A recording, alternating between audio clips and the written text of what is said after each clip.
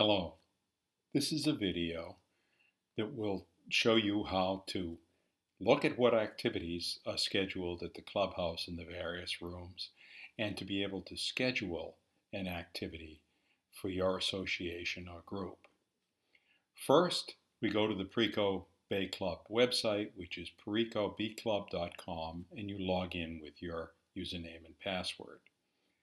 Once there, go under Activities. And you can see all different activities at the clubhouse.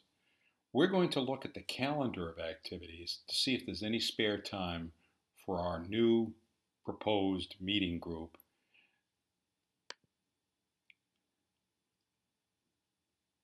Calendar of activities shows that yes, there's an early morning opening on Mondays at 8 to 9 p.m. Nobody else is in there, and that time slot is free for our new group, which we'll call the bird watching group.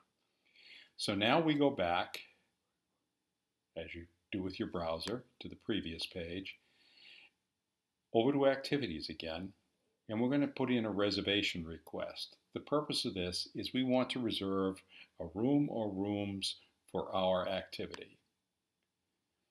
Once we hit reservation request, we have to fill out every field in the request. If you don't, your request will be invalid and a blizzard of emails may or may not occur, and the bottom line is you don't have the room and time reserved. So you basically want to make sure that you fill out every section.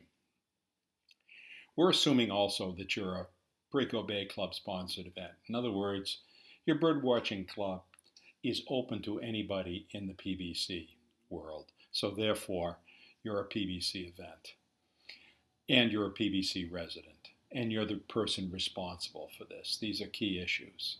So I've filled in my name.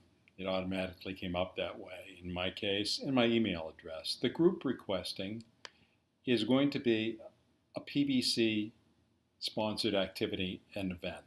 It could be different. It could be a community association, social event, etc. All kinds of things, community association, committee meetings. But in this case, it's an activity and an event, the new thing, the Birdwatch Club. The purpose of the request is, in this case, for a new reservation. We don't have any. And the name of the activity, we'll call it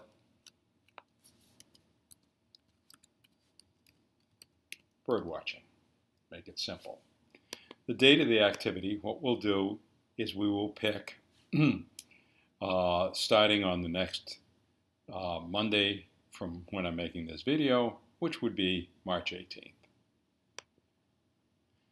What's the start time? Again, we saw the calendar was open at 8 a.m., so we select 8, and we must fill in the a.m.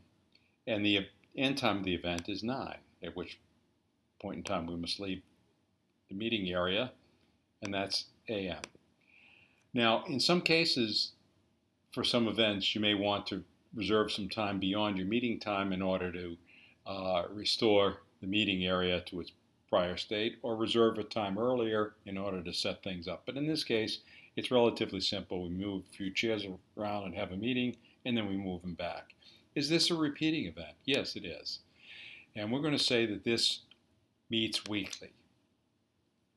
So what's our end date for this? It turns out that a lot of people are going back by May, so we're going to pick a time in May, and we'll end it on the last Monday in May. That's our last meeting. Now the important part. We've set the topic, we've set when we want it in terms of calendar dates and recurrence, and we've set when we want it in terms of clock time. Now we have to say, what do we want? It turns out we'd like the whole big area. We'd like the activities room and the auditorium. They're adjacent with each other, and they take up the entire room space, and that should be plenty for our activity. In this case, we do not need a kitchen, and we're not going to meet out on the deck. Do we need the small meeting room to the right of the entrance? No, we do not. And we're not going to need any AV equipment on these meetings.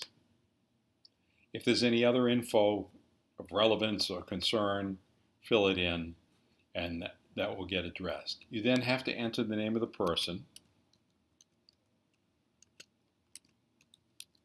And in this case, it's got to be somebody who is a resident of the Preco Bay Club, who's the sponsor, so there's accountability. And the email,